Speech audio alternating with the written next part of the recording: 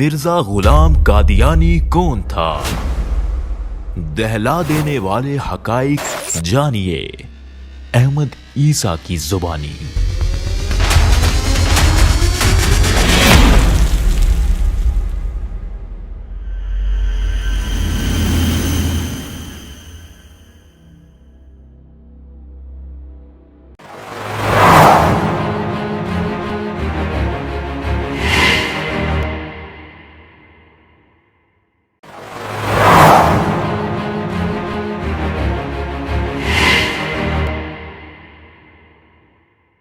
ہم بات کر رہے ہیں مرزا غلام قادیانی پر،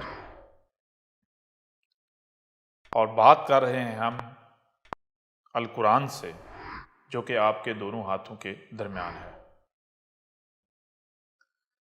تو آپ ایسا کریں، القرآن کو کھول لیں اور سورہ البقرہ کی آیات ہیں، آیت کا نمبر ہے 129، پھر 130، پھر آگے آیات ہیں، ان کے اوپر بعد میں بات کرتے ہیں۔ پہلے آیت نمبر 129 اور 130 جو ہے وہ آپ کے اوپر واضح کرتے ہیں۔ اس کی روشنی میں دیکھتے ہیں کہ کیا قرآن مرزا غلام قادیانی کی تصدیق کرتا ہے یا پھر اسے جو کذاب ہیں ان میں سے لا کھڑا کرتا ہے۔ ہم قرآن سے بات اس لیے کر رہے ہیں، جیسا کہ گزشتہ ایک ساتھ میں ہم آپ کے اوپر یہ بات مختلف پہلوؤں سے ہر لحاظ سے کھول کر واضح کر چکے کہ اس قرآن میں کیا ہے۔ اس قرآن کے نزول سے لے کر الساعت کے قیام تک جو کچھ بھی ہونا ہے وہ سب کا سب اس قرآن میں رکھ دیا گیا، لیکن آیات کی صورت میں، جیسا کہ آپ کو بتایا تھا سورہ زمر ہے، اس میں کیا ہے، اللہ نزل احسن الحدیث کتابا متشابہا مثانی۔ اللہ نزل احسن الحدیث، اللہ نے کیا اتارا؟ جو اللہ نے اتارا تھا وہ کیا؟ احسن الحدیث۔ قرآن کے اس کے اتارے جانے سے لے کر الساعت کے قیام تک جو ایونٹس ہونے ہیں وہ ایونٹس اس قرآن میں درج ہیں۔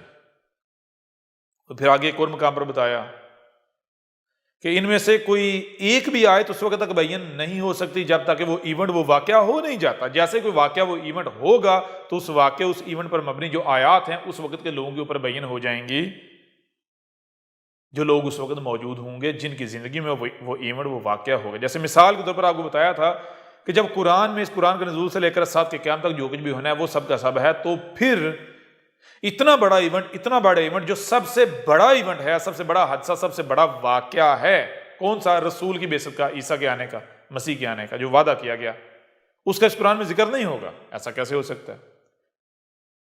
نہ صرف اس کا ذکر ہونا چاہیے بلکہ قرآن کے وعدے کے مطابق، رب العالمین کے وعدے کے مطابق جیسے ہی وہ ایونٹ، وہ ذکر ہو تو قرآن میں اس ایونٹ پر مبنی آیات کو بیان ہو جانا چاہیے، ان آیات کو اس کی تصدیق کر دینی چاہیے کہ بھائی یہ ہے، وہ یہ ہے جس کا آج سے صدیاں قبل قرآن کے نزول کے وقت اس آیت یا ان آیات کی صورت میں ذکر اتار دیا گیا تھا۔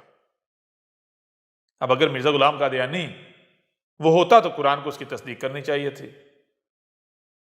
اگر قرآن اس کی تصدیق نہیں کرتا تو پھر آپ کو بتایا ہر شخص اس کا جوڑا ہے، اگر قرآن تصدیق نہیں کر رہا اور پھر بھی کوئی دعوے دار ہے رسول ہونے کا، مسیح ہونے کا، تو پھر قرآن اسے جو کذاب ہیں ان کی فہرست میں کھڑا کر رہا ہے۔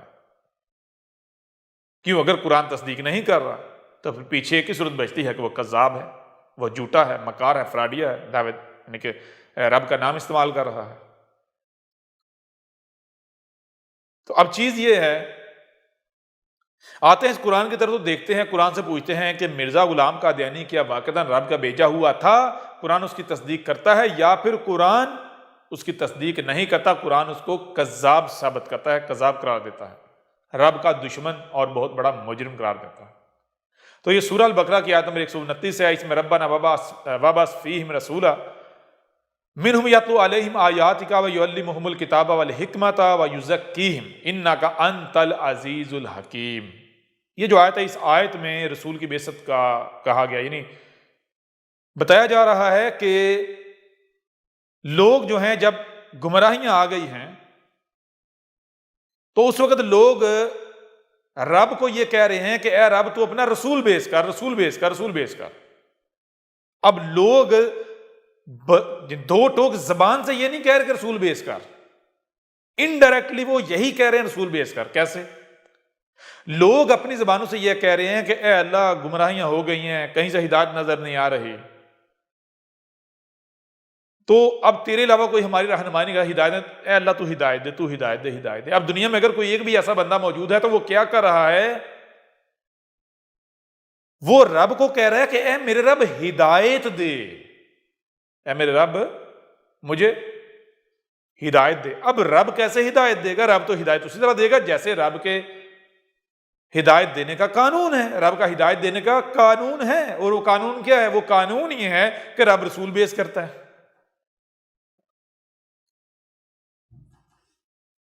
اب اگر لوگوں کو پتا ہو کہ رب کا ہدایت دینے کا یہ قانون ہے تو پھر وہ کیا کریں گے؟ وہ دعا جو رب کے آگے ہاتھ پھیلائیں گے وہ کیسی مانگیں، کیسے ہاتھ پھیلائیں گے؟ جیسے کہ حق ہے۔ لیکن چونکہ انسان گمراہی میں ہوتے ہیں، ان کو پتہ نہیں ہوتا حق کیا ہے، تو پھر ان کی دعا بھی سیدھی نہیں ہوگی، وہ بھی الٹی ٹیڑھی پھیڑی ہوگی، ٹیڑھی میڑھی۔ تو یہی چیز جو ہے وہ اس آیت میں رکھی گئی ہے کہ جب لوگ یہ کہنا ربنا ہمارے رب وبعث فیہم، ان میں بیس کر کیا کر کھڑا کر رسولن، جو رسول آتے ہیں ان میں سب سے پیچھے جو رسول ہوتا ہے، جو رسولوں کی ابتدا کرتا ہے، یعنی رسول خاتم، جو رب خود آتا ہے، رسول خاتم النبی کہاں سے آتا ہے؟ منہم، انہی سے آتا ہے۔ آج کیا کہتا ہے؟ یا تلاوہ کر رہا ہے علیہم، ان پر آیاتی کا، تیری آیات کی، وَيُعَلِّمُهُمُ الْكِتَابَ، اور ان کو الکتاب سکھا رہا ہے، وَالْحِکْمَةَ، اور الحکمہ، وَيُزَكِّیهِمْ، اور اینڈ پر جو ہے تزکیہ کر رہا ہے۔ ہم لوگوں کے نزدیک تو یہ ترتیب ہے، لیکن ساتھ آگے یہ بھی کہا جا رہا ہے کہ یعنی کہ جب رب کو کہا جا رہا ہے ہدایت کے لیے تو کہا جائے اِنَّكَ أَنْتَ الْعَزِيزُ الْحَكِيمُ، اِنَّكَ اس میں کوئی شک نہیں، أَنْتَ الْعَزِيزُ الْحَكِيمُ، تو العزیز الحکیم ہے، تجھے پتا ہے کہ کب کس وقت اور کیسے رسول کو بھیجنا ہے، رسول کیسا ہوتا ہے اور آخر کیا کرتا ہے، یہ تجھے پتا ہے، باریکی کا تجھے پتا ہے۔ اِنَّكَ أَنْتَ الْعَزِيزُ الْحَكِيمُ، اس میں کوئی شک نہیں، باریک بین علم رکھنے والا تو ہے، ہمیں تو جتنا پتا ہے ہم اتنا کہہ رہے ہیں۔ کیا کہہ رہے ہیں؟ کہ تو نے ہمیں خلق کیا ہے، تیرے علاوہ ہمیں کوئی نہیں بتا سکتا ہمارا دنیا میں آنے کا مقصد کیا ہے، کیا نہیں، کیا کرنا ہے، کیا نہیں، اس لیے صرف تو ہی ہے جو ہماری رہنمائی کر سکتا ہے، لہٰذا ہمیں ہدایت دے، ہماری رہنمائی کر۔ تو ان جو ہدایت کے طلبگار ہیں وہ اپنے طرز پر رب سے ہدایت مانگ رہے ہیں، تو رب یہ کہہ رہا ہے کہ وہ اصل میں یہ کہہ رہے ہیں، کیا کہہ رہے ہیں؟ وہ یہ کہہ رہے ہیں رسول بیس کر۔ کون سا رسول؟ جو رب خود ہوتا ہے، رسولن، جو جتنے بھی رسول ہوتے ہیں، جو پوری لڑی ہوتی، سرکل جو ہوتا ہے ایک، اس سرکل کے اندر جو رسول ہوتے ہیں تو ان رسولوں کے پیچھے سے پیچھے جو رسول ابتدا کرتا ہے وہ کون ہوتا ہے؟ وہ رب خود ہوتا ہے، رب خود آتا ہے جو لوگوں کے لیے عملی نمونہ ہوتا ہے، جس میں اسوۃ حسنہ ہوتا ہے، پریکٹیکل ایگزامپل۔ یعنی اس آیت میں آپ کے اوپر یہ واضح ہو گیا کہ اس آیت میں قرآن کے نزول کے بعد جب دوبارہ گمراہیاں آنی تھی، ضلال مبین آنی تھیں، اس وقت بھیجے جانے والے رسول کا ذکر کیا جا رہا ہے۔ کون سا رسول؟ جس کا سورہ الجمعہ میں وعدہ کیا گیا، سورہ الجمعہ کی آیت نمبر 2 اور آیت نمبر 3، هو الذی بعث فی الأمیین رسولا منہم یتلو علیہم آیاتہ ویزکیہم ویعلمہم الکتاب والحکمہ وإن کانوا من قبل لفی ضلال مبین۔ اور آگے کیا کہا اگلی آیت میں، آیت نمبر 3 میں، وآخرین منہم لما یلحق بہم، کہا کہ جیسے قرآن کے نزول کے وقت یعنی آج سے پیچھے 14 صدیہ پیچھے جو ہے رسول بیس کیا تھا، این اسی طرح جو آخرین ہیں قرآن کے نزول کے بعد جب دوبارہ گمراہیاں آئیں گی، ضلال مبین آئیں گی، رسول کے بھیجے جانے کا وقت آئے گا تو این اسی طرح رسول بیس کیا جائے گا، رسول بھیجا جائے گا۔ تو یہاں اسی کا ذکر ہے، اس رسول کا ذکر کرتے ہوئے آگے رب کیا کہتا ہے؟ وَمَنْ يَرْغَبُ عَنْ مِلَّةِ إِبْرَاهِيمَ إِلَّا مَنْ سَفِّهَا نَفْسَهُ وَلَقَدِ اصْطَفَيْنَاهُ فِي الدُّنْيَا وَإِنَّهُ فِي الْآخِرَةِ لَمِنَ الصَّالِحِينَ۔ اگلی آیت میں یہ بتایا جا رہا ہے ومن، اور جو یرغب، روگردانی کرے، پھر جائے، ہٹ جائے، ادھر ادھر ہو جائے، کس سے؟ ان ملت ابراہیم، ابراہیم کی ملت سے، ابراہیم کے طریقہ کار سے۔ تو کون پھر سکتا ہے؟ کون ہے جو ابراہیم کی ملت سے پھرے؟ یہاں غور کرنے والی بات، یہاں ذکر کس کا ہو رہا ہے؟ پچھلی آیت میں رسول کی بعثت کا ذکر ہو رہا ہے، اور اگلی آیت میں یہ بتایا جا رہا ہے کہ دیکھو رب کا قانون کیا ہے. رب کا قانون یہ ہے ہر شے سے اس کا جوڑا ہے, سچا ہے تو جھوٹا بھی ہے. تو پہلے کون آئے گا؟ پہلے سچا آئے گا یا جھوٹا آئے گا؟ پہلے جھوٹا کذاب آئے گا. کیوں؟ اگر سچا آ جائے, سورج نکل آئے, تو پھر کوئی روشنی کا دعوے دار آ سکتا ہے؟ سوال ہی پیدا نہیں ہوتا. روشنی کا دعوے دار تب آئے گا, اس کے آنے کے چانسز تب ہیں, اس کے لیے رستہ تب کھلا ہے جب اندھیرا ہے. واقعہ روشنی کی ضرورت ہے, روشنی کا انتظار کیا جا رہا ہے, لیکن جب روشنی آ جائے تو پھر ضرورت ختم ہو جاتی ہے, کوئی بھی نہیں آئے گا. اگر کوئی آگے دعویٰ کرے گا وہ جوتے کھائے گا, کون مانے گا اسے؟ سورج نکلا ہوا ہو اور آپ بلب ہاتھ میں بلب یا سورج کے مقابلے پر کوئی بھی روشنی پیدا کرنے والا کوئی آپ ٹول, کوئی جو شے ہے وہ اٹھا کر گھومے, کہیں جی روشنی لو روشنی لو, میرے پاس روشنی ہے, کوئی قریب آئے گا آپ کے؟ وہ پروڈکٹ آپ کی کوئی خریدے گا؟ سوال ہی پتہ نہیں ہوتا. تو مطلب کیا ہے؟ مطلب یہ ہے کہ رب کے قانون میں اندھیرا پہلے ہے, روشنی بعد میں. کذاب پہلے ہے, سچا بعد میں. کیونکہ سچا اگر آ جائے گا تو کذاب کہنے کا رستہ ہی بند ہو جائے گا جب تک دوبارہ اندھیرا نہیں آ جاتا. ٹھیک ہے نا؟ تو ہر شخص اس کا جوڑا ہے, سچا ہے تو کذاب ہے. تو یہاں بتایا جا رہا ہے جان لو جو سچا آئے گا وہ کیا کرے گا؟ وہ ابراہیم کی ملت پر ہوگا, لیکن جو کذاب ہوگا وہ ابراہیم کی ملت پر نہیں ہوگا. کیوں؟ کیونکہ رسول کے حوالے سے جو ہمارا کرائٹیریا ہے وہ کیا ہے؟ اس کے لیے بتایا ہم نے انتخاب کیا کس کا؟ وَلَقَدِ اسْتَفَيْنَاهُ فِي الدُّنْيَا وَإِنَّهُ فِي الْآخِرَةِ لَمِنَ الصَّالِحِينَ. اس کے لیے ابراہیم ہے, ان ملت ابراہیم. ابراہیم جو ہے اس کو ابراہیم کے بعد رسولوں کے لیے بطور نمونہ رکھا ہے. لوگوں کو بتایا ہے کہ آج کے بعد جو رسول آئے گا تو تم کیسے اسے پہچان سکتے ہو, یہ ہم نے ایک نمونہ تمہارے سامنے رکھ دیا ہے. ٹھیک ہے نا؟ جو ایسا ہوگا وہی ہمارا بھیجا ہوا ہوگا, جو ایسا نہیں وہ ہمارا بھیجا ہوا نہیں ہوگا. اب ابراہیم کی ملت کیا ہے یہاں یہ جاننا ضروری ہے. جب ہم ابراہیم کی ملت کو جان لیں گے تو پھر اس کی روشنی میں دیکھیں گے کہ کیا مرزا غلام قادیانی جو ہے وہ ابراہیم کی ملت پر تھا یا پھر اس نے ابراہیم کی ملت سے روگردانی کی. وہ ابراہیم کی ملت پر نہیں تھا, اس سے ہٹ کر تھا. اگر وہ ابراہیم کی ملت پر تھا تو وہ سچا تھا, ہر کسی کے اوپر لازم تھا کہ اسے تسلیم کرتا. اور اگر وہ ابراہیم کی ملت پر ثابت نہیں ہوتا تو پھر قرآن کیا کہہ رہا ہے؟ قرآن کہہ رہا ہے من صفیہا نفسہ, اس کا جو دماغ تھا نا وہ ٹھکانے پر نہیں تھا. ٹھیک ہے؟ اس سے بڑا دنیا کا بیوقوف شخص اور کوئی تھا ہی نہیں. تو جو دنیا کے سب سے بڑے بیوقوف کو رسول مان لے تو مجھے بتائیں ان سے بڑا بھی کوئی بیوقوف ہو سکتا ہے؟ وہ تو اس سے بھی گرے ہوئے ہوں گے. اب ہم غور کرتے ہیں, جب ہم یہ جانیں ابراہیم کی ملت کیا ہے تو قرآن کیا بتاتا ہے؟ اسی قرآن کو اٹھاؤ, کھولو, اس میں تلاش کرو, تمہیں پتہ چل جائے گا. ابراہیم کی ملت یہ ہے کہ ابراہیم نے کیا کیا؟ ابراہیم اسی طرح پیدا ہوا جیسے آپ لوگ پیدا ہوتے ہو, ایک مرد اور عورت سے. آپ میں سے ہو سکتا ہے کہ کوئی اچھے معاشرے میں, بہتر معاشرے میں پیدا ہوا ہو, لیکن ابراہیم جس معاشرے, جس سوسائٹی میں پیدا ہوا وہ سب سے نیچے کا معاشرہ تھا, سب سے نیچے کی سوسائٹی, جاہل ترین سوسائٹی, جاہل ترین معاشرہ.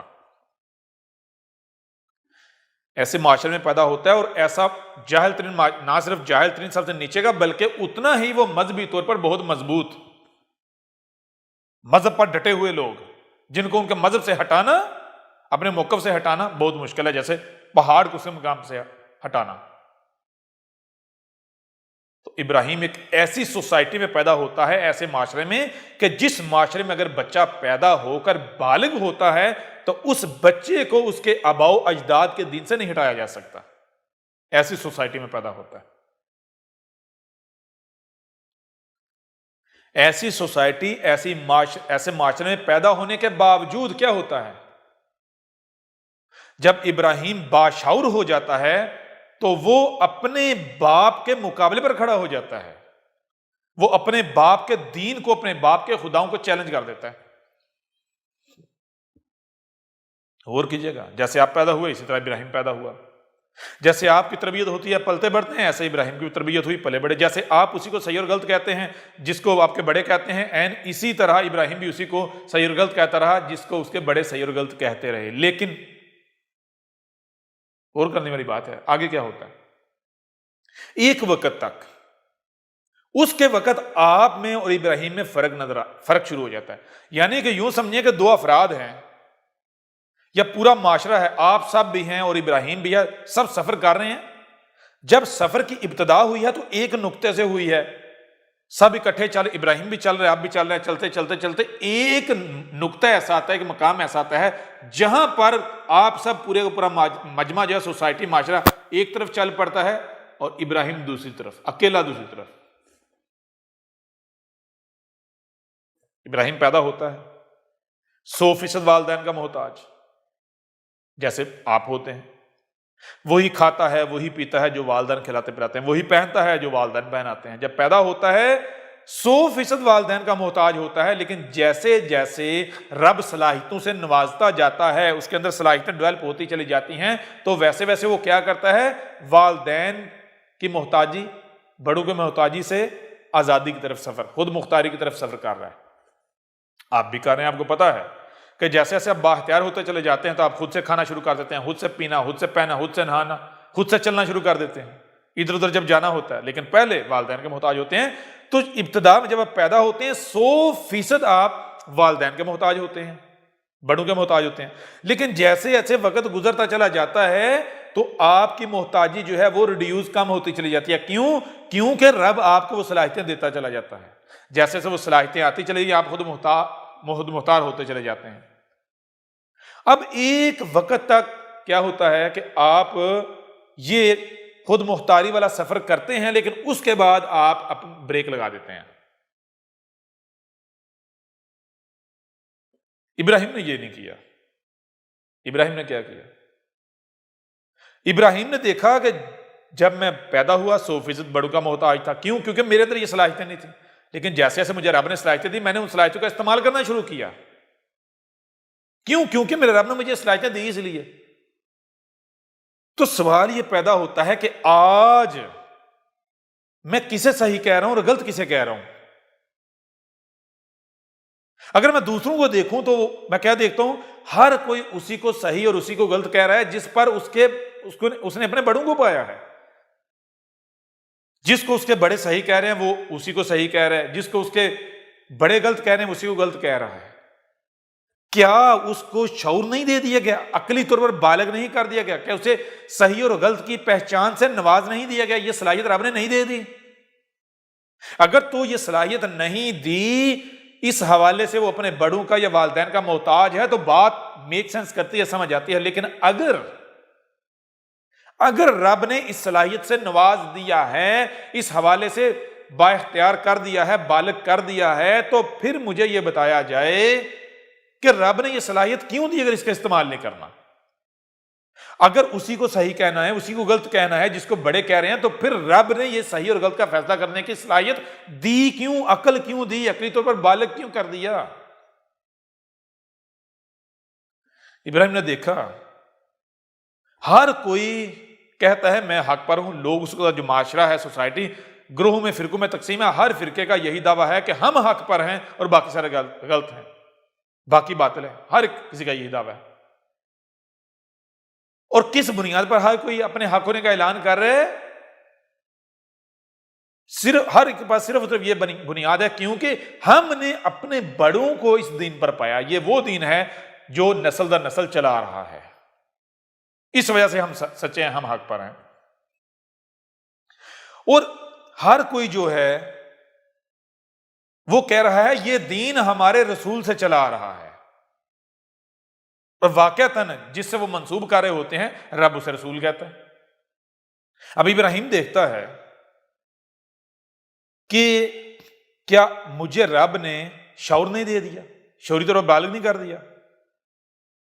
جب مجھے شعوری طور پر بالغ کر دیا تو کیوں کیا؟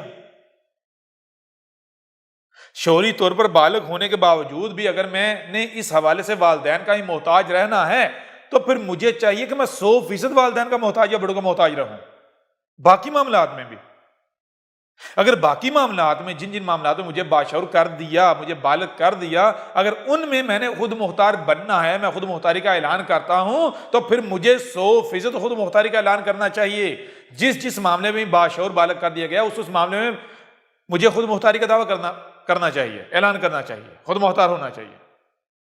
تو آج کیا مجھے شعوری طور پر، عقلی طور پر بالغ نہیں کر دیا گیا نا؟ تو پھر میں اسی کو صحیح کیوں کہہ رہا ہوں جس کو میرے بڑے صحیح کہہ رہے ہیں، اسی کو کیوں غلط کہہ رہا ہوں جس کو میرے بڑے غلط کہہ رہے ہیں؟ کیا مجھے یہ صلاحیت نہیں دے دی گئی؟ صلاحیت دے دی گئی ہے تو میں پہلے ان صلاحیتوں کا استعمال کروں۔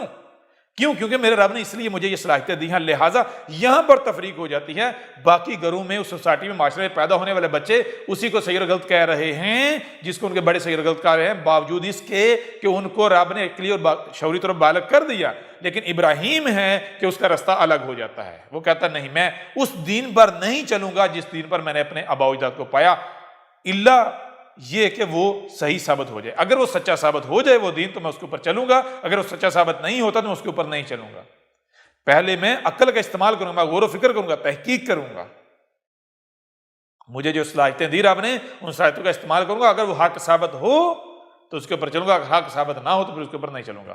اس کے اوپر چلوں گا جو حق ثابت ہو، بے شک خواب پوری کی پوری دنیا ایک طرف ہو جائے۔ کیوں؟ کیونکہ دوسری طرف میرا رب ہوگا۔ تو کیا رب کمزور ہے؟ اگر میں رب کے ساتھ کھڑا ہو جاؤں گا، میں رب کو پکڑوں گا، تو کیا رب مجھے نقصان پہنچنے دے گا؟ رب کیا کمزور ہے؟ یہ لوگ طاقتور ہیں، معاشرہ طاقتور ہے؟ نہیں۔ تو آپ جانتے ہیں ابراہیم نے کیا کیا؟ کیا کیا ابراہیم نے؟ کیا ابراہیم نے وہ کیا جو آپ کر رہے ہیں یا اس وقت کا معاشرہ کر رہا تھا، باقی سب کر رہے تھے؟ نہیں۔ ابراہیم نے جب غور و فکر کیا، تحقیق کی، تو پتا چلا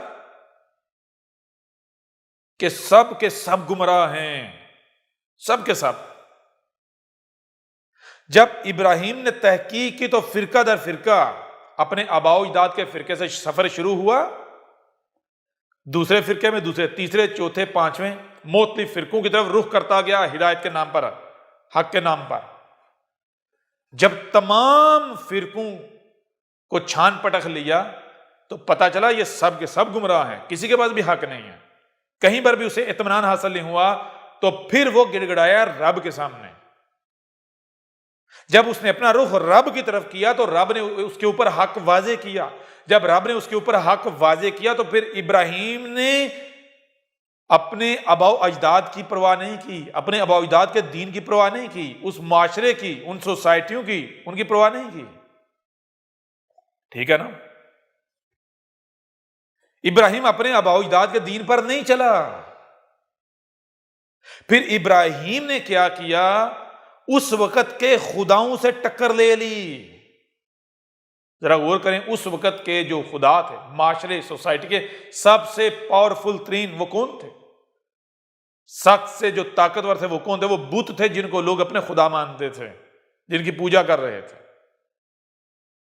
اب ایک طرف حق تھا، رب تھا، اور دوسری طرف پورے کا پورا معاشرہ، سوسائٹی۔ ظاہر میں دیکھا جائے تو ابراہیم کا کوئی بھی حمایتی نہیں تھا، ابراہیم کا ساتھ دینے والا کوئی بھی نہیں تھا۔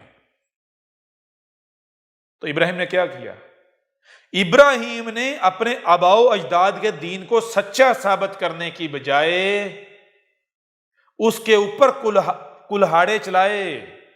اپنے آباء و اجداد کے جو خدا تھے، جو رب تھے، جو اللہ تھے، جو ایشور تھے، ان کو کلہاڑوں سے ان کو پاش پاش کر دیا، کسی کی پرواہ نہیں کی۔ یہ ہے ابراہیم کی ملت۔ تو قرآن کی ان آیات میں، سورہ البقرہ کی آیت نمبر 30 اور اس سے پیچھے جو 129 ہے، کیا بتایا جا رہا ہے؟ آیت نمبر 129 میں تو بتایا جا رہا ہے رسول کی بعثت کا، رسول بیعث کیا جائے گا۔ کب بیعث کیا جائے گا؟ جب وقت آئے گا جو رب نے قانون میں کر دیا۔ اور وہ وقت کون سا ہوتا ہے؟ جب ضلال مبین ہوتی ہیں، جب کوئی بھی حق پر، ہدایت پر نہیں ہوتا۔ تو بتایا اس دوران جو رسول آئے گا اس کی پہچان کیا ہوگی؟ اس کی پہچان یہ ہوگی کہ وہ ابراہیم کی ملت پر ہوگا۔ وہ آ کر آباء و اجداد کے دین پر، آباء و اجداد کے خداؤں پر کلہاڑے چلائے گا۔ نہ کہ وہ اپنے آباء و اجداد کے دین پر چلنے والا ہوگا، اپنے آباء و اجداد کے دین کو سچا ثابت کرنے والا ہوگا۔ ٹھیک ہے، وہ کس کی ملت پر ہوگا؟ ابراہیم کی ملت پر۔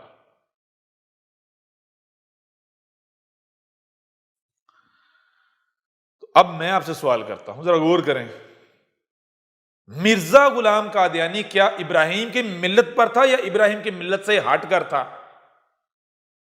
اس نے وہی کردار ادا کیا جو ابراہیم نے کیا، یا پھر مرزا غلام قادیانی نے ابراہیم کی ملت سے روگردانی کی؟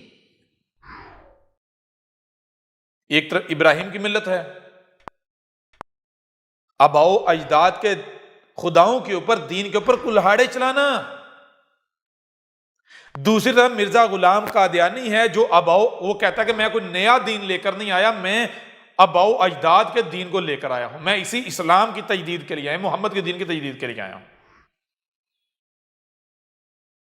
قرآن کیا کہہ رہا ہے؟ قرآن کی یہ آیت کہہ رہی ہے وَلَقَدِ اسْتَفَيْنَهُ فِي الدُّنْيَا، ابراہیم جو ہے اس کو دنیا میں ہم نے چن لیا۔ بتایا جو رسول آئے گا وہ آ کر کیا بنے گا؟ وہ ابراہیم کو سامنے رکھ کر آ کر کہے گا کہ اے لوگو، میں ابراہیم کے دین کو تازہ کرنے آیا ہوں۔ ٹھیک ہے، کیونکہ ہم نے ابراہیم جو ہے اس کا انتخاب کیا ہے دنیا اور آخرہ میں۔ آپ پورا قرآن اٹھا کر دیکھیں تو قرآن کیا کہتا ہے؟ رسول میں اسوۃ حسنۃ ہے۔ اسوۃ حسنہ کس میں؟ رسول میں۔ اور نام کس شخصیت کا لیتا ہے وہ؟ ایک شخصیت کا، ابراہیم۔ ابراہیم کے علاوہ پورے قرآن میں کسی دوسرے شخص کا نام نہیں ہے۔ قرآن کہتا ہے ابراہیم میں تمہارے لیے اسوۃ حسنہ ہے، تم نے ابراہیم کے جیسا بننا ہے۔ موسیٰ بھی آ کر ابراہیم کے جیسا بنا تھا، عیسیٰ ابن مریم بھی آ کر ابراہیم کے جیسا بنا تھا۔ عیسیٰ ابن مریم نے آ کر یہ نہیں کہا تھا کہ میں موسیٰ کا دین، یا میں موسیٰ کا دین جو چلا رہا تھا موسیٰ کے نام پر، اس کی وہ تجدید کے لیے نہیں۔ عیسیٰ ابن مریم نے آ کر یہ نہیں کہا تھا کہ میں موسیٰ کا سپاہی ہوں، میں موسیٰ کا غلام ہوں، میں غلام موسیٰ ہوں، نہیں۔ اس نے آ کر کہا تھا کہ میں ابراہیم کی ملت پر ہوں،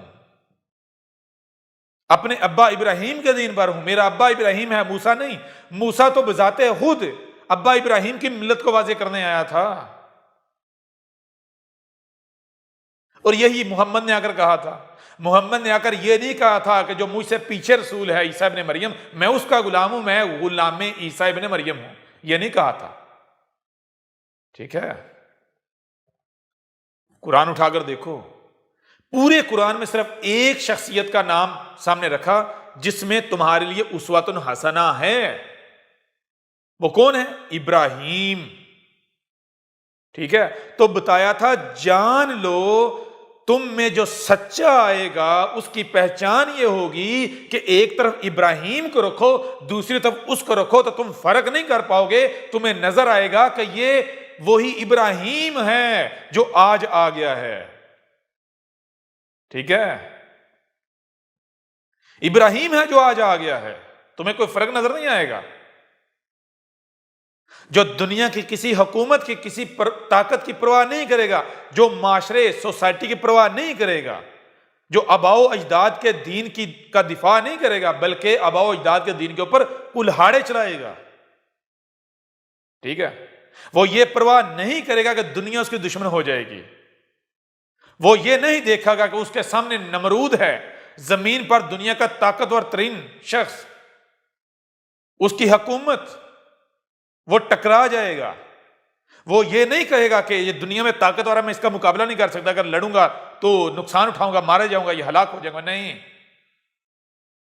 ٹھیک ہے، وہ کسی سے کوئی خوف نہیں کھائے گا، یہ بتایا تھا۔ اب سوال یہ پیدا ہوتا ہے، اب ایسا کرو، ایک طرف تو رسول کے آنے کا وعدہ، اس کو رکھو، دوسری طرف اس آنے والے کی جو پہچان ہے، جو معیار قائم کیا ہے رب نے کہ یہ معیار ہے، جو بھی آ کر دعویٰ کرے اس معیار پر پرکھنا، کیا معیار اسے ثابت کرتا ہے، وہ معیار پر پورا اترتا ہے؟ جو پورا اترے گا وہ سچا ہوگا، جو پورا نہیں اترے وہ سچا نہیں بلکہ کذاب ہوگا۔ اور بتایا وَمَنْ يَرْغَبُ عَنْ مِلَّةِ إِبْرَاهِيمَ إِلَّا مَنْ سَفِّهَ نَفْسَهُ، یہ بھی بتا دیا جان لو سچے سے پہلے ایسے آئیں گے ابراہیم کی ملت پر جس نے آنا ہے، جو وقت کا ابراہیم آنا ہے اس کے آنے سے پہلے ایسے بھی آئیں گے، مسیح ہونے کے دعوے دار ایسے بھی آئیں گے، رسول ہونے کے دعوے دار ایسے بھی آئیں گے جو ابراہیم کی ملت پر نہیں اس کے برعکس آئیں گے۔ اور وہ کون ہوں گے؟ وہ ایک دوسرے مقام پر بتا دیا سورہ توبہ میں، غور کیجئے گا۔ سورہ توبہ میں کیا کہا گیا؟ سورہ توبہ میں کہا گیا، سورہ توبہ کی آیت نمبر 33 اور آیت نمبر 34۔ آیت نمبر 33 میں کیا ہے؟ هو الذی ارسل رسولہ بالہدی ودین الحق لیظہرہ علی الدین کلہ ولو کرہ المشرکون۔ پیچھے ہم ویڈیوز اپلوڈ کر چکے ہیں، ان میں ان آیات کے اوپر ڈیٹیل کے ساتھ بات کر دی گئی، لیکن یہ آپ کو پتا ہے اس آیت میں کیا بات کی جائے؟ اس آیت میں رسول کی بات کی جائے گی، رب کی طرف سے جو آنے والا رسول ہے اس کی بات ہو رہی ہے۔ یہ بات کرتے ہوئے آگے اگلی آیت کیا ہے؟ یا ایھا الذین آمنوا، اے وہ لوگو جو میری مانتے ہو، جو میری مان رہے ہو، کس کی؟ رب کی۔ ان کثیرا من الاحبار والرہبان لا یاکلون اموال الناس بالباطل ویصدون عن سبیل اللہ والذین یکنزون الذہب والفضة ولا ينفقونها فی سبیل اللہ فبشرہم بعذاب علیم۔ کہا جا رہا ہے جان لو ہم نے رسول بھیجنے کا جو وعدہ کیا ہوا ہے، وہ رسول جب آئے گا تو اس کی پہچان کیا ہے؟ آیت نمبر 32 پیچھے چلے جائیں۔ یریدون ان یطفئوا نور اللہ بافواہہم ویابى اللہ الا ان یتم نورہ ولو کرہ الکافرون۔ رب کہہ رہا ہے کہ وہ جو ہمارا بھیجا ہوا آئے گا، ہمارا بھیجا ہوا کیا ہے؟ وہ اللہ کا نور ہے۔ جب اللہ کا نور آیا تو کیا اللہ اپنا نور پورا نہیں کر پائے گا؟ کیسے ممکن ہے کہ اللہ اپنا نور پورا نہ کر پائے، دنیا کو منور نہ کر پائے اس نور سے؟ تو بتایا جب آئے گا تو اس کے ساتھ دشمنی کی جائے گی۔ دشمنی کیسے؟ گالیاں، بکواسات، تہمت، ملامت، جو بتایا گیا سچی کی پہچان کیا۔ جب سچا آتا ہے تو کتاب اللہ کو پیچھے کر کے جو ملاٹے ہوتے ہیں اپنا ظاہر کرنا شروع کر دیتے ہیں، کیا محض منہ کی ہوا خارج کرتے ہیں۔ وہ جو بھی بات کرتے ہیں، جو تہمت، جو ملامت لگاتے ہیں، جو بات کہتے ہیں رسول کے مقابلے پر، اس سے وہ گراؤنڈ ریالٹی، حقیقت ثابت نہیں کر پاتے، اپنی بات کو باوزن ثابت نہیں کر پاتے۔ وہ محض منہ کی ہوا ہوتی ہے۔ تو اپنی منہ کی اس ہوا سے وہ کیا چاہتے ہیں؟ وہ یہ چاہ رہے ہیں کہ اللہ کے اس نور کو بجھا دیا جائے، یہ نور غالب نہ آئے، پھیلے نہ۔ اللہ کہہ رہا ہے جب اللہ کا نور آ جاتا ہے، کیا رسول آ جاتا ہے، تو رسول جو مقصد و مشن لے کر آیا ہے، جو کفر کرنے والے ہیں، جو اس کا انکار کرنے والے ہیں، ان کو کتنا ہی ناگوار کیوں نہ گزرے وہ پورا ہو کر رہے گا۔ زمین رب کے نور سے جگمگا کر ہی رہے گی، منور ہو کر رہے گی۔ اور یہ کہ هو الذی ارسل رسولہ بالہدی ودین الحق لیظہرہ علی الدین کلہ ولو کرہ المشرکون۔ جو مشرک ہیں، جو شرک کریں، ان کو کتنا ہی ناگوار کیوں نہ گزرے، یہ رب کا بھیجا ہوا رسول ہے۔ یہ جو دین لے کر آئے یہ تمام ادیان پر ظاہر ہو کر رہے گا، رب کر کے رہے گا۔ یہ بات کرتے ہوئے جو اگلی آیت کہی، یا ایھا الذین آمنوا ان کثیرا من الاحبار والرہبان لا یاکلون اموال الناس بالباطل، یہ کیا کہا جا رہا ہے؟ کہا جا رہا ہے جان لو جب ہم نے رسول کے بھیجنے کا وعدہ کیا ہوا ہے، تمہارے ساتھ رسول آئے گا تو ہر شخص کا جوڑا ہے، سچے کہنے سے پہلے کذاب بھی آئے گا۔ تو کذاب کہاں سے آئے گا؟ پہلے تو چیز یہ رسول جو رب کا بھیجا وہ جان، رب کا بھیجا ہوا وہ ہے جو دنیا والوں سے علم نہیں سیکھتا، وہ رب خود ہوتا ہے۔ تو رب کیا انسانوں کا محتاج ہے؟ کسی اسکول، کسی مدرسے، کسی مسجد، کسی مولوی، ملاٹے، کسی استاد، کسی یونیورسٹی سے، کسی کالج اسکول سے سیکھے گا؟ نہیں۔ جو رب کا بھیجا ہوا ہے وہ تمہیں نظر آئے گا کہ اس کی جو پچھلی لائف ہے اس کا کوئی تمہیں ایسا ریکارڈ نہیں ملے گا کہ یعنی کہ جو وہ پیش کرے گا وہ اس نے کہیں سے سیکھا ہے، کوئی اس کا استاد ہے نہیں۔ کیوں؟ کیونکہ وہ علم تو اس کے آنے سے پہلے رب کے علاوہ کسی کے پاس تھا ہی نہیں. جو علم رب کے علاوہ کسی کے پاس تھا ہی نہیں، وہ اس کو سکھا کون سکتا ہے؟ اب ہر شخص اس کا جوڑا ہے، سچا ہے تو اس کا جوڑا کذاب بھی. تو کذاب بھی آنے، کذاب جو ہوتے ہیں ان کے ساتھ رب کا یہ وعدہ تھوڑا ہی ہے کہ وہ رب سے سیکھے ہوئے ہوں گے. نہیں، کذاب کون ہوں گے؟ اگر کوئی کذاب اٹھے گا تو جان لو وہ جو تمہارے ملاٹے ہیں، جو تمہاری رہنمائی کے دعوے دار ہیں، ان میں سے کوئی اٹھے گا. جب گمراہیاں آئیں گی تو کیا ہوگا؟ اس وقت بتایا جب گمراہیاں آئیں گی، رسول کے آنے کا وقت ہوگا تو کیا ہے؟ ان کثیرا من الاحبار والرہبان. سب سے پہلی بات کہ اس میں کوئی شک نہیں، بڑی وسیع تعداد میں، کثیر تعداد میں ملاٹے ہوں گے، تمہاری رہنمائی کے دعوے دار موجود ہوں گے، کثیر تعداد میں. نمبر 1. نمبر 2، انہی میں سے کوئی نہ کوئی دعویٰ کرے گا. جو بھی دعویٰ کرے گا رسول ہونے کا، وہی مسیح ہونے کا، ہمارا بھیجا ہوا، انہی میں سے دعویٰ کرے گا. کیوں؟ وہ دوسرا کو کر ہی نہیں سکتا.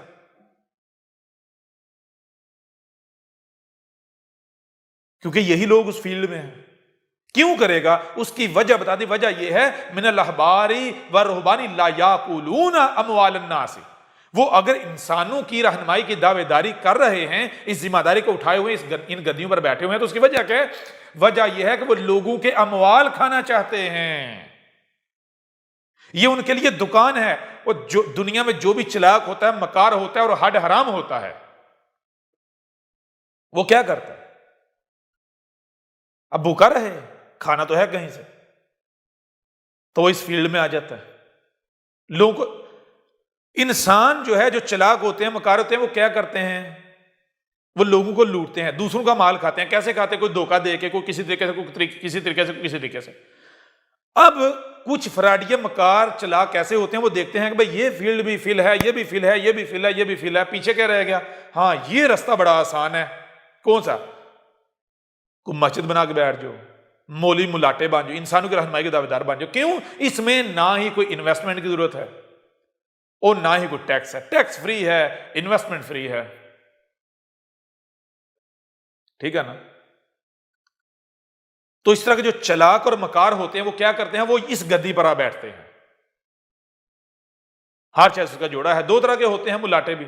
ایک وہ جو انسانیت کے رہنما، یعنی وہ جو اس فیلڈ میں آتے ہیں، واقعتاً ان کا شروع میں دعویٰ یہی ہوتا ہے کہ ہم لوگوں کی رہنمائی کے لیے آئے ہیں، ہم دین کی خدمت کریں گے، ہم حق کا ساتھ دیں گے. لیکن جب وہ کتابوں سے سیکھتے ہیں، باوجود کی کتابوں سے اس فیلڈ میں آتے ہیں، اس رستے میں آتے ہیں، تو ان کو بھی مال حرام منہ کو لگ جاتا ہے اور وہ بھی پھر مال حرام کھانا شروع کر. لیکن ایک بڑی تعداد جو ہے، ان کا معاملہ یہ ہوتا ہے کہ وہ چلاک مرا، وہ دیکھتے ہیں کہ اور کوئی فیلڈ ہے نہیں، تو یہ فیلڈ آسان ہے، بہتر ہے. تو وہ پھر، اب ساری بات ہے، جن کا مقصد ہی لوگوں کے اموال لوٹنا ہے، وہ کیا کریں گے؟ کیا وہ رستہ نہیں اپنائیں گے جس رستے سے سب سے زیادہ مال آئے، زیادہ نفع ہو، زیادہ فائدہ ہو، زیادہ لوٹ سکیں؟ تو بتایا کہ جان لو وہ جو ہمارا بھیجا ہوا آنا ہے، اس کے آنے سے پہلے کون آئے گا؟ جو کذاب ہوگا. وہ کہاں سے آئے گا؟ انہی ملاٹوں میں سے، ان لوگوں میں سے آئے گا جو تمہارا مال کھانے والے ہیں. کیوں کہ جب آپ اس قرآن کو اٹھا کر دیکھو تو قرآن کیا بتاتا ہے؟ قرآن بتاتا ہے، پورے قرآن اٹھا کر دیکھو کہ جو رب کا بھیجا وہ آ کر کہہ رہا ہے کہ اے لوگو، میں تم سے کوئی اجر، یعنی تم سے کوئی بدلہ نہیں مانگ رہا، مجھے تم سے کوئی بدلہ نہیں چاہیے اس ذمہ داری کے عوض. یہ جو میں پیغام پہنچا رہا ہوں، میری تو ذمہ صرف یہ ہے میں اپنے رب کا پیغام پہنچا دوں. میرا رب میرے لیے کافی ہے. وہ کسی سے ایک پیسہ بھی نہیں مانگتا. کیوں پیسہ نہیں مانگتا؟ کیونکہ رب الگ نہیں ہے، وہ رب خود آیا ہے نا. تو رب انسان کہہ کے ہاتھ پلائے، وہ تو رب محتاج سب فقیر ثابت ہو جاتا ہے. تو کیا رب فقیر ہے؟ نہیں. سچے کی پہچان ہی یہ ہے. سچے کا رب خود ہوتا ہے نا، تو رب آ کر ہاتھ پھیلائے گا، بھیک مانگے گا؟ سوال ہی پیدا نہیں ہوتا.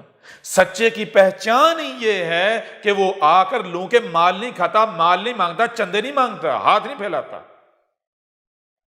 تو جو کذاب ہوگا، یہی تو سچے اور جھوٹے کی پہچان ہے، فرق ہے کہ جو کذاب آئے گا اس کی نظر تمہارے اموال پر ہوگی. اس کا دعویٰ تو یہ ہوگا کہ اے لوگوں، میں وہی ہوں جس کا وعدہ کیا گیا تھا، وہی مسیح. لیکن اس کا یہ دعویٰ کرنے کا مقصد کیا ہوگا؟ اس کا مقصد یہ ہوگا کہ تمہارے اموال لوٹے، تم سے دین کے نام پر مال لوٹے، لیکن جان لو وہ جو تمہارے مال لے گا تو اس کے بدلے تمہیں کیا ملے گا؟ لا یاکلون اموال الناس بالباطل، باطل کے بدلے تمہیں، یعنی کہ جو تم سے مال کھائے گا، مال لوٹے گا، بدلے میں تمہیں دے گا کیا؟ دے گا بھی باطل۔ وَيَصُدُّونَ عَن سَبِيلِ اللَّهِ، یہاں بالکل واضح کر دیا کہ دیکھو انسانیت کی رہنمائی کے جو دعوے دار ہیں وہ دو طرح کے لوگ ہیں۔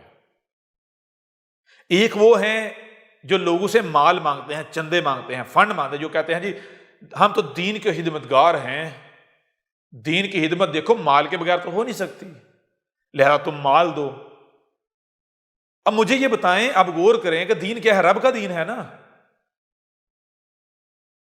اگر رب یہ چاہتا ہے کہ اس کا دین پھیلے، رب چاہتا ہے، تو جس میں رب کی چاہت ہو اس کام کو ہونے سے دنیا کی کوئی طاقت روک سکتی ہے؟ نمبر ایک۔ نمبر دو، جس کام میں رب کی چاہت ہو اس کو رب خود کرے گا یا رب اپنے شریک سے کروائے گا؟ رب کسی کے آگے ہاتھ پھیلائے گا؟ جی تو رب خود کرے گا۔ تو جو لوگ چندے مانگتے ہیں دین کے نام پر کہ ہم دین کی خدمت کر رہے ہیں، مال دو، چندے دو، اور وہ رب کے نمائندے نہیں ہیں، وہ اہل حق نہیں ہیں۔ ان کا مقصد یہ ہے کہ وہ اموال جمع کریں، لوٹیں۔ آگے بتا دیا گیا ہے وہ تم سے جو مال لیتے ہیں وہ اس مال کو، ان اموال کو رب کی راہوں میں خرچ نہیں کرتے، رب کی راہ میں خرچ نہیں کرتے، بلکہ وہ تو اس مال کو جوڑ جوڑ کے جمع کر کے رکھتے ہیں اپنی نسلوں کے لیے، اپنے لیے۔ اس مال کے اوپر عیاشیاں کرتے ہیں، بنگلے بناتے ہیں، گاڑیاں خریدتے ہیں، دنیاوی سہولتیں، آسائشیں خریدتے ہیں، موجیں کرتے ہیں، مزے لیتے ہیں۔ ٹھیک ہے؟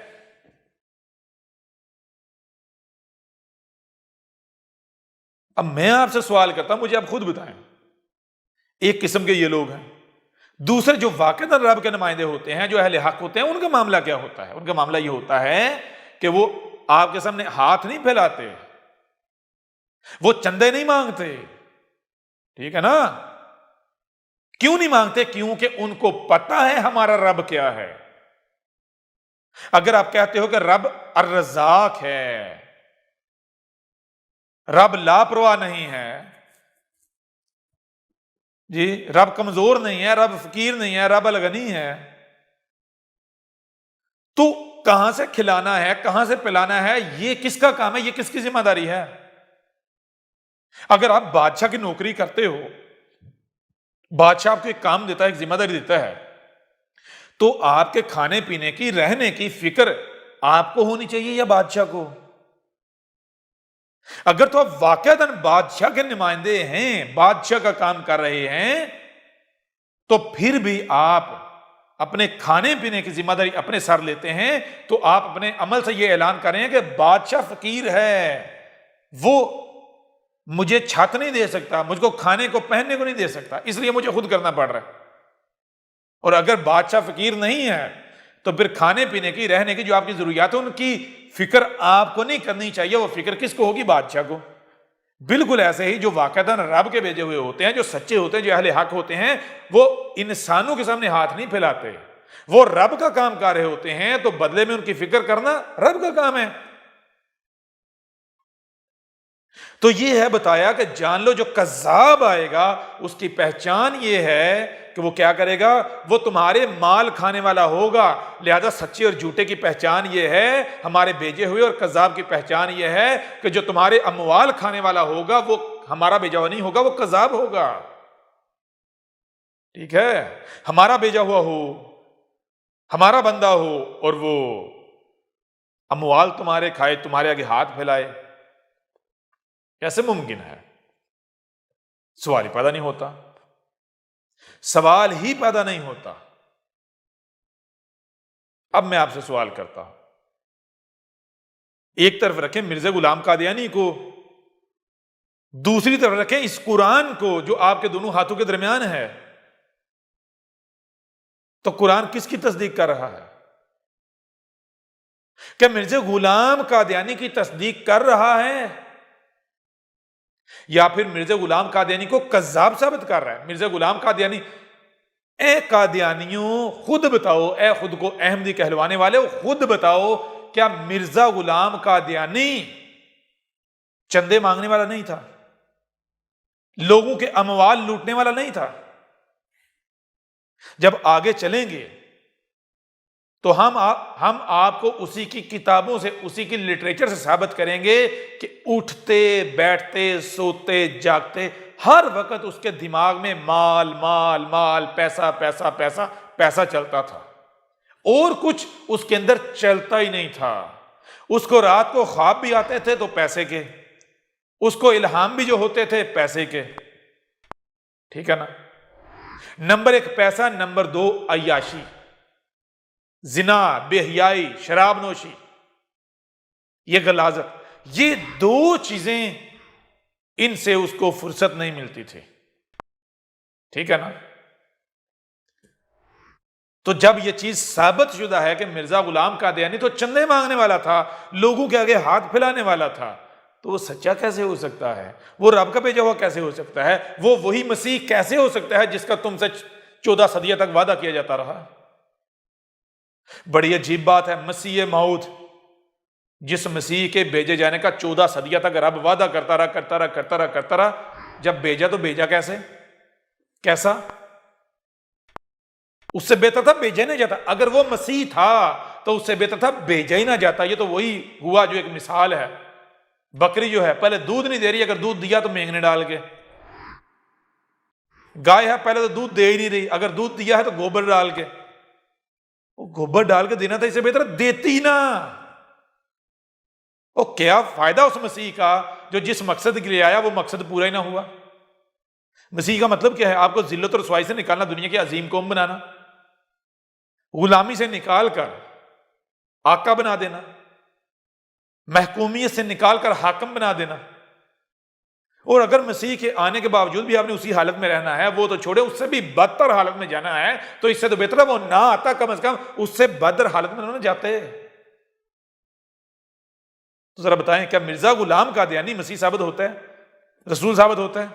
آج واپس سورہ البقرہ کی طرف، جو سورہ البقرہ کی آیات ہیں، بتایا کہ واضح کر دیا، جان لو جس رسول کے بھیجے جانے کا تم سے وعدہ کیا گیا،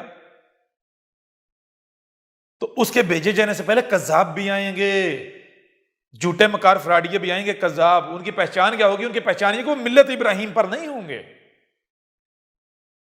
وہ خود کو غلام محمد، غلام احمد کہلوانے والے ہوں گے، ٹھیک ہے نا؟ وہ ابراہیم کی ملت کو واضح کرنے کے لیے نہیں آئے گا، اس کو تو خود نہیں پتا ہوگا کہ ابراہیم کی ملت کیا ہے، اس کا تو دماغی توازن ٹھیک نہیں ہوگا۔ اور آپ جانتے ہیں، حیران کن طور پر غور کیجئے گا، اس آیت کے اندر مرزا غلام قادیانی کا براہ راست ذکر ہے، حیران کن طور پر۔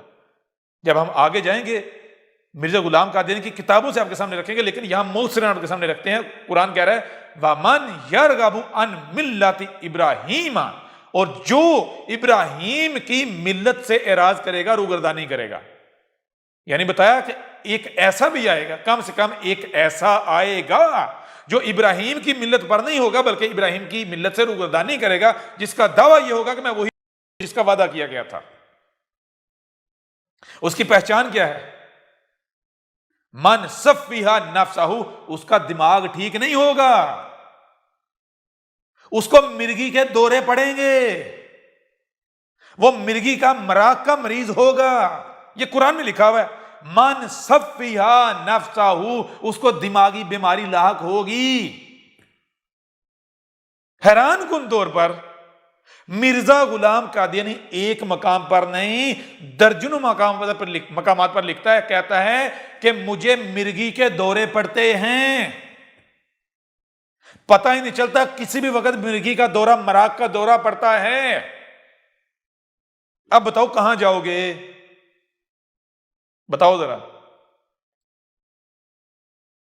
قرآن کی یہ آیت کہہ رہی ہے کہ سچے کے آنے سے پہلے جو جھوٹا ہوگا، جو کذاب ہوگا، اس کی پہچان کیا ہوگی؟ نمبر ایک، وہ ابراہیم کی ملت پر نہیں ہوگا، بلکہ وہ آباء و اجداد کے دین کا دفاع کرنے والا ہوگا، آباء و اجداد کے دین پر چلنے والا ہوگا. ٹھیک ہے نا؟ وہ ابراہیم کی ضد ہوگا. ایک طرف ابراہیم کو ابراہیم آباء و اجداد کے دین کو ٹھڈا مارنے والا، اپنے جوتے کی نوک پر رکھنے والا، اپنے آباء و اجداد کے خداؤں کے اوپر کلہاڑے چلانے والا، اور جو کذاب آئے گا وہ ابراہیم کے 180 ڈگری الٹ آئے گا. کیا ہوگا؟ آباء و اجداد کے دین کو سینے سے لگانے والا، آباء و اجداد کے دین کو سچا ثابت کرنے والا.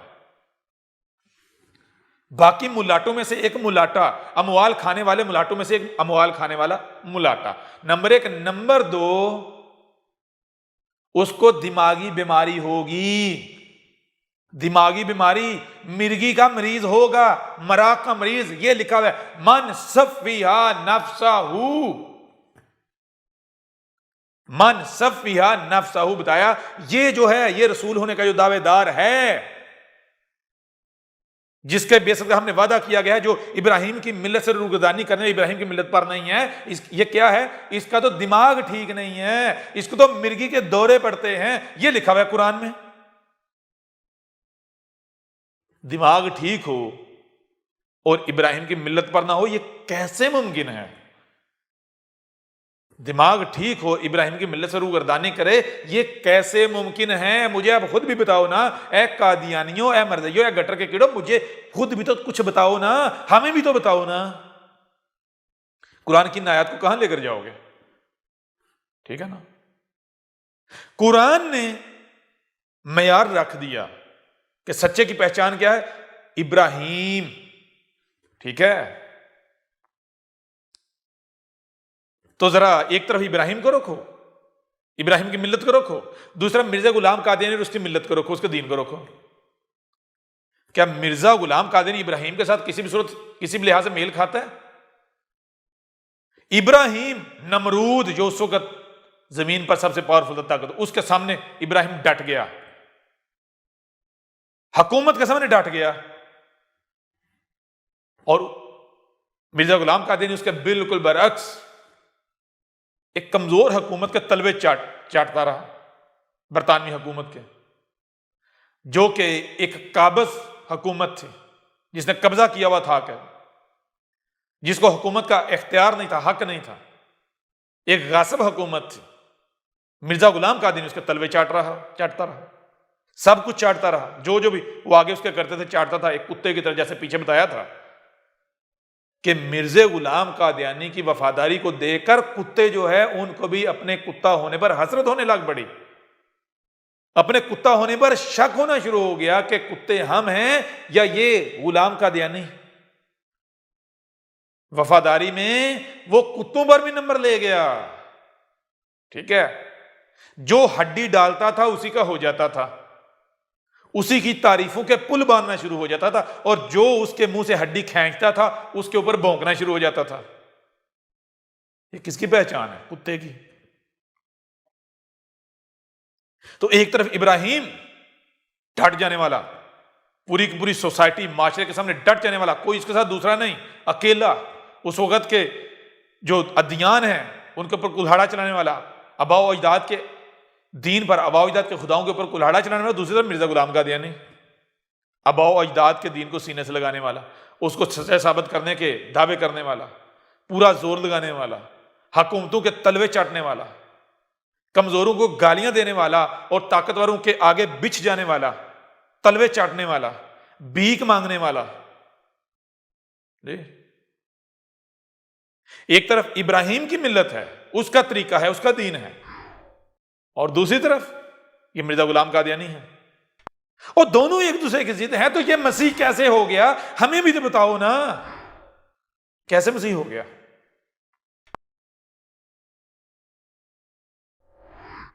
پھر ذرا غور کرو.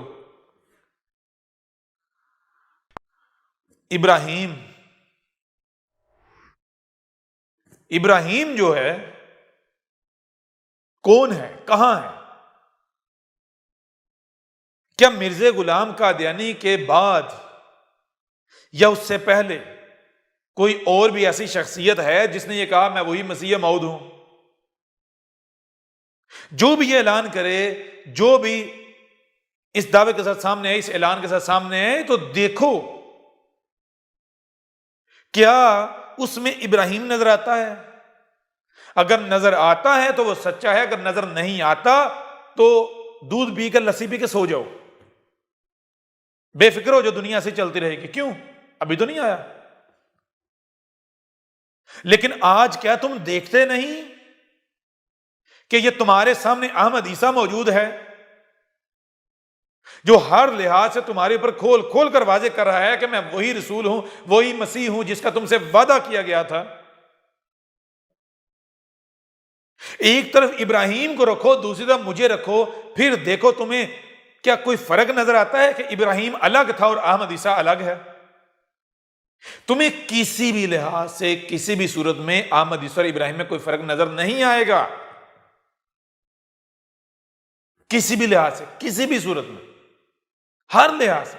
یہ جو تمہارے سامنے بیٹھا ہوا ہے یہ ابراہیم کا ڈی این اے ہے، یہ ابراہیم کی آل سے ہے، یہ آل عمران سے ہے، ٹھیک ہے نا؟ دنیا کی کوئی طاقت غلط ثابت نہیں کر سکتی، ٹھیک ہے نا؟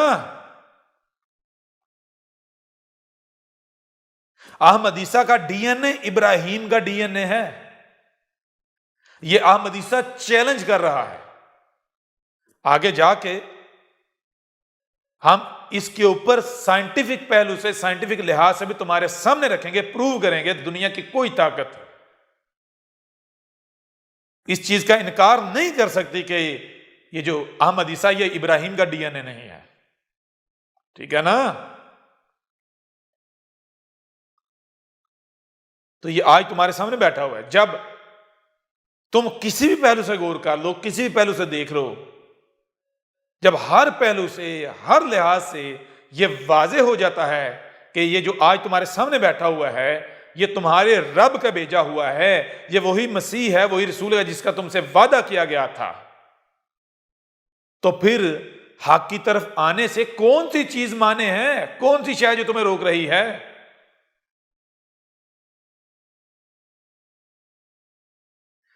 حق کو حق حاصل ہے، اسے تسلیم کیا جائے۔ اگر تم کہتے ہو تسلیم نہیں کرنا تو پھر تمہارے اوپر لازم ہے کہ اپنی اس بات کو سچا ثابت کرو کہ یہ قابل تسلیم نہیں ہے، یہ وہ مسیح نہیں ہے، یہ ابراہیم کی ملت پر نہیں ہے۔ یہ ابراہیم ہے جس نے آ کر آباء و اجداد کے دین کو اپنے جوتے کی نوک پر رکھا، جس نے ثابت کیا کہ یہ نمازیں، یہ روزے، یہ حج، یہ زکوٰۃ، یہ جو کچھ بھی تم دین کے نام پر کر رہے ہو یہ سب کے سب بت ہیں، یہ تم نے اپنے ہاتھوں سے خود گڑے ہوئے ہیں، یہ تمہارے دماغوں کی اختراع ہے۔ یہ تو چھوڑو، ختم نبوت نامی بت، اور سب سے بڑا بت جو اللہ کے نام میں تم نے گڑا ہوا ہے، اللہ کے نام پر، تمہارے اللہ کے اوپر بھی احمد عیسیٰ نے کلہاڑے چلا دیے، تمام کے تمام بتوں کو اسی طرح پاش پاش کر دیا جیسے ابراہیم نے کیا تھا۔ جیسے ابراہیم نے باقی تمام بتوں کے اوپر کلہاڑے چلا کے کلہاڑا سب سے بڑے بت کے کندھے پر رکھ دیا تھا، بالکل عین اسی طرح آج ابراہیم نے تمہاری نمازیں، روزے، حج، زکوٰۃ، مسیح، مادی، ہر چیز کے اوپر کلہاڑے چلا کر تمہارا جو سب سے بڑا بت ہے اللہ میاں، اس کے کندھے پر کلہاڑا رکھ دیا، ٹھیک ہے؟ کہ اگر یہ تمہارے بتوں کے اوپر احمد عیسیٰ نے وار کیا تو ذمہ دار کون ہے؟ مجرم کون ہے؟ تمہارا اللہ۔ کیوں؟ اگر وہ اتنا طاقتور تھا، اپنا وجود رکھتا تو وہ بچا لیتا، ٹھیک ہے نا؟ کیوں نہیں بچا پایا؟ اس کا کوئی وجود ہی نہیں، ثابت کر دیا وہ بھی بت ہے، جیسے ابراہیم نے ثابت کیا یہ جو تمہارا سب سے بڑا ہے نا، یہ تمہارا جو اللہ ہے، سب سے بڑا اللہ، یہ بت ہے، اس کی حقیقت کوئی نہیں ہے جو تم نے گڑا ہوا ہے۔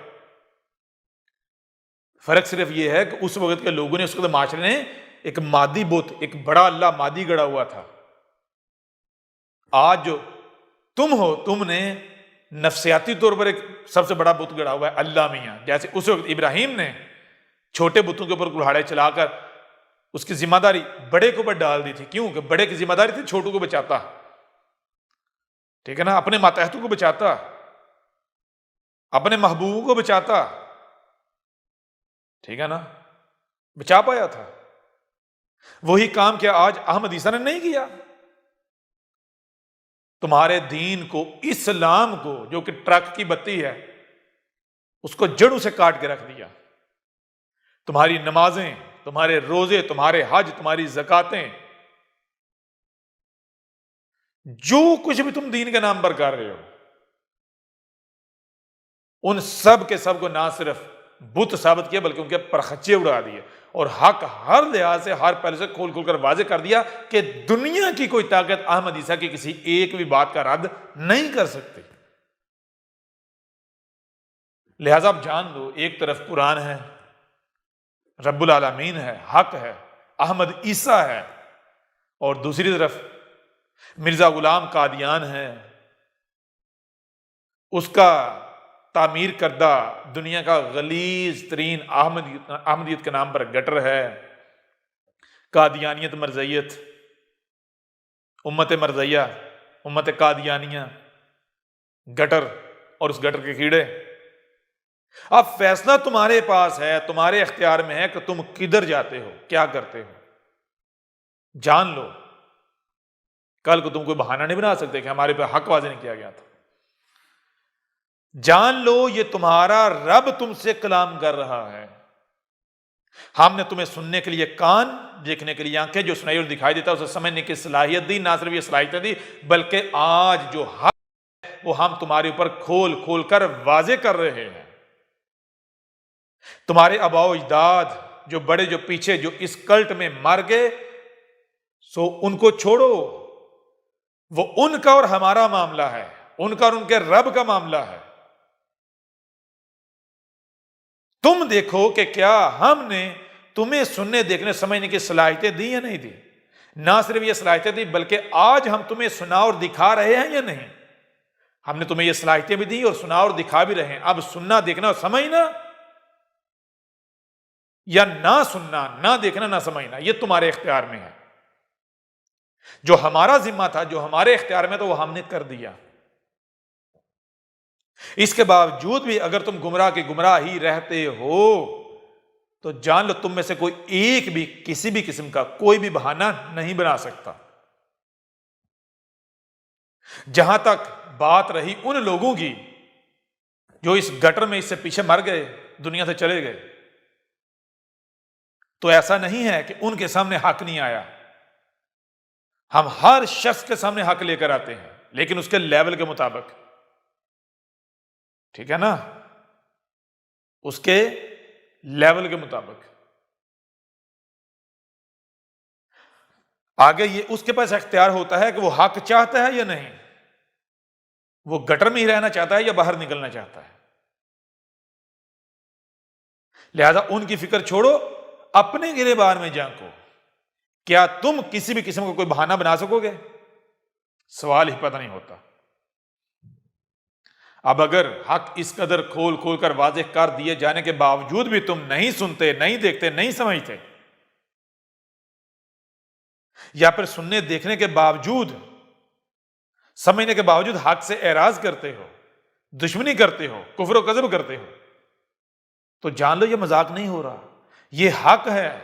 کچلے جاؤ گے, مارے جاؤ گے, نشانے عبرت بنو گے, یہ ہمارا تم سے وعدہ ہے. اگر ایسا نہ ہوا تو جان لینا یہ تمہارے ساتھ تمہارا رب کلام نہیں کر رہا بلکہ کذاب ہوگا. اور ایسا کیسے ہو سکتا ہے؟ کذاب ہو اور اس کا کوئی مقابلہ نہ کر پائے, اس کے مقابلے پر کوئی کھڑا نہ ہو, سوال ہی پتہ نہیں ہوتا. ہمارا یہ قانون ہے, یہ تمہارے رب کا یہ قانون ہے کہ جو کذاب ہوتا ہے اس کے سامنے اسی کے جیسے ملاٹوں کو کھڑا کر دیا جاتا ہے, اس کے اوپر مسلط کر دیا جاتا ہے, اس کو ذل و رسوا کر دیا جاتا ہے. جس کا سامنا کوئی نہ کر سکے, جس کے مقابلے پر کوئی نہ آ سکے, جسے کوئی عاجز نہ کر سکے, وہ کون ہے؟ وہ صرف اور صرف رب العالمین ہے, تمہارا رب ہے. تو احمد عیسیٰ کو کوئی بھی عاجز کر سکتا ہے؟ کوئی عاجز کر پایا؟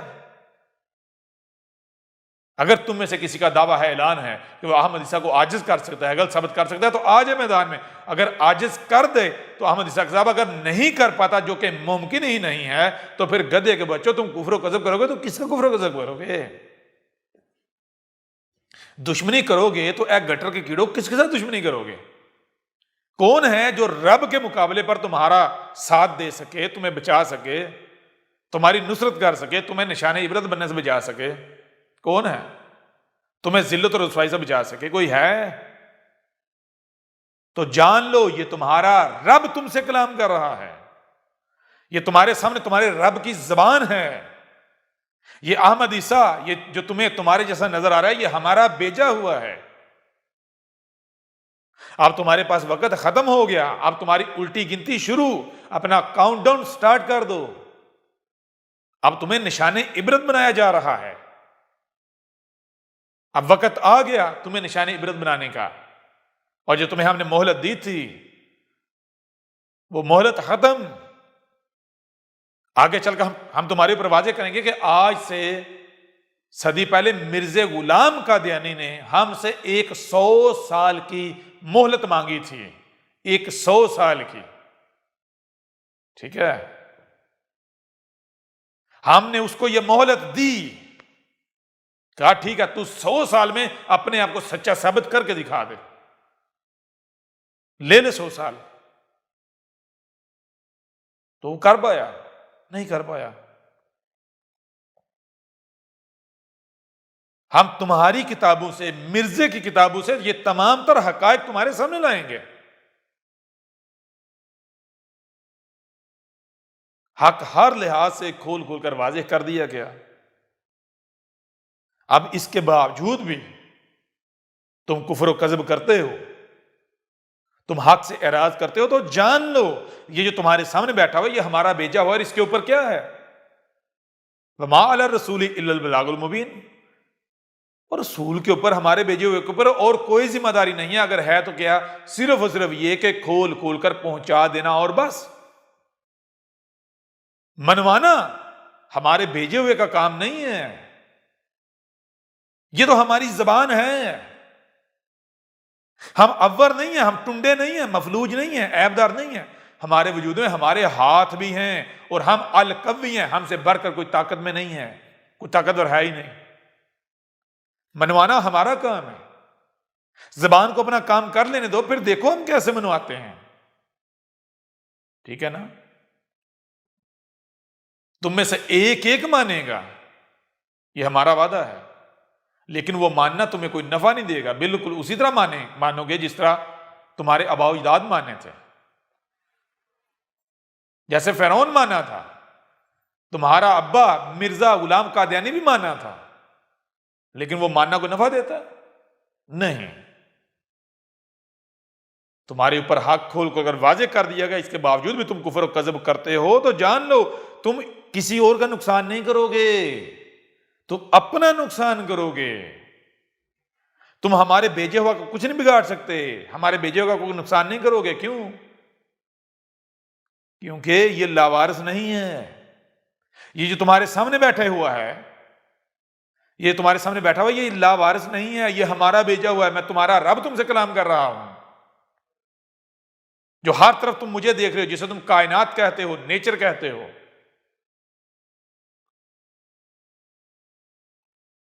اگر کفر و کذب کرتے ہو تو اس کا نقصان تمہارے اپنے اوپر ہے۔ لہذا جان لو ہر لحاظ سے تمہارے اوپر حجت ہو چکی، حجت کی جا چکی، اس کے باوجود تم کفر و کذب کرتے ہو، تو جان لو کفر و کذب کس کا ہے؟ رب العالمین کا، حق کا، القرآن کا۔ رب کا کفر و کذب کر کے، رب کے ساتھ دشمنی کر کے کوئی قائم رہ سکتا ہے؟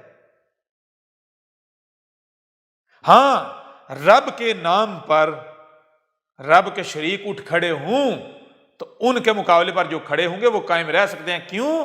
کیونکہ ان کے مقابلے پر بھی باطل ہے، حق نہیں ہے، رب نہیں ہے۔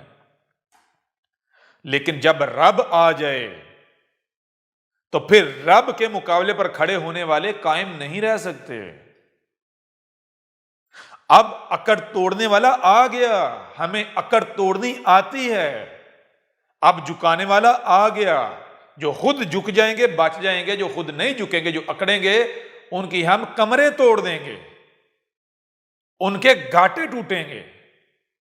گردن تو جھکانا پڑے گی، خود جھکاؤ گے تو بچ جاؤ گے، غور و فکر کر کے سمجھ کر دل سے جھکاؤ گے تو بچ جاؤ گے، ورنہ اکڑاؤ گے تو پھر گردن کا منکا ہی ٹوٹے گا۔ یہ ہمارا تمہارے ساتھ وعدہ ہے، خود جھک جاؤ گے تو ریڑھ کی ہڈی بچ جائے گی، تکلیف نہیں ہوگی، لیکن اگر اکڑے رہو گے تو ریڑھ کی ہڈی جائے گی تڑک کر کے، ٹھیک ہے؟ یہ ہمارا تم سے وعدہ ہے۔ لہذا اگر تم کہتے ہو کہ نہیں یہ کذاب ہے، یہ جھوٹا ہے، ایسا کچھ نہیں ہونے والا، دنیا ایسے ہی چلتی رہے گی، تو پھر ٹھیک ہے، تم تو انتظار کر ہی رہے ہو، ہم بھی انتظار کرتے ہیں، دیکھتے ہیں کیا آتا ہے۔ اے امت مرضیہ، اے دین قادیان، اے گٹر کے کیڑوں، اور اے خود کو مسلمان کہلوانے والوں، خواہ وہ اصلی ہو یا نقلی، اصلی مسلمان ہونے کے دعوے دار ہو یا نقلی مسلمان ہونے کے دعوے دار، جو بھی ہو، دیکھتے ہیں کیا آتا ہے۔ اس سے پیچھے جن کو تم نقلی مسلمان کہتے ہو، سرکاری مسلمان کہتے ہو، ان کو جو کہا تھا وہی آ رہا ہے۔ جب ان کو جو کہا تھا وہی آ رہا ہے تو تمہیں جو کہہ رہے ہیں کہ اس کے برعکس آئے گا، سوال ہی پیدا نہیں ہوتا۔ لہٰذا انتظار کرو، دیکھتے ہیں کیا آتا ہے۔ یہ تاریخیں لکھ لو، آج کی تاریخ اپنے گھروں میں دیواروں کے اوپر چسپاں کر لو، ٹھیک ہے نا؟ دیکھو آج کے بعد تمہارے ساتھ کیا ہوتا ہے۔ جس کے پاس بھی یہ پیغام پہنچ گیا اس کے بعد دیکھو تمہارے ساتھ ہوتا ہے کہ تمہاری زندگیوں میں کیا تبدیلیاں آتی ہیں، بہتری کی طرف جاتی ہیں یا تنزلی کی طرف جاتی ہیں، ذلت کی طرف جاتی ہیں، ٹھیک ہے نا؟ بھول جاؤ اب تمہاری زندگیاں بہتری کی طرف جائیں، سوال ہی پیدا نہیں ہوتا، ذلت کی طرف سفر تمہارا شروع۔ احمد عیسیٰ کون ہے؟ کیا آپ احمد عیسیٰ کو جانتے ہیں؟ احمد عیسیٰ وہ ہے جس نے ان باتوں پر سے پردہ اٹھایا ہے جس پر آج ہر کوئی اختلاف کر رہا ہے۔ حق اور باطل کی پہچان اب انتہائی آسان۔ آج ہی الکتاب کو ڈاؤن لوڈ کریں۔ مزید ویڈیوز کے لیے احمد عیسیٰ کے یوٹیوب چینل کو وزٹ کریں اور چینل کو سبسکرائب کرنا مت بھولیے گا۔